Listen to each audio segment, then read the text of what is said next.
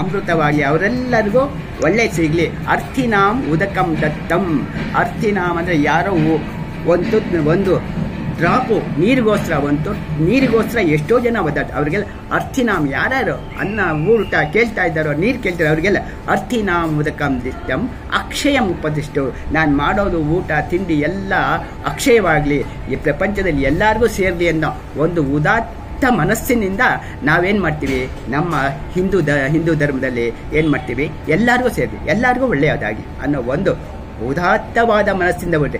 ಆದ್ದರಿಂದ ಊಟದಲ್ಲಿ ಇಷ್ಟೆಲ್ಲ ವಿಷಯಗಳಿದೆ ಅಂತ ನಾವು ಅಂದ್ಕೊಂಡು ಆವಾಗ ನಾವು ಊಟ ಮಾಡೋದಾಗಲಿ, ನಾವು ಅರ್ಪಿಸ್ಕೊಂಡು ಊಟ ಮಾಡಿದ್ರೆ ಆವಾಗ ನಮ್ಮ ದೇಹದ ಸ್ಥಿತಿಯು, ನಮ್ಮ ದೇಹಕ್ಕೆ 100ಕ್ಕೆ 100% ಆರೋಗ್ಯವಾಗಿರ್ತೀವಿ.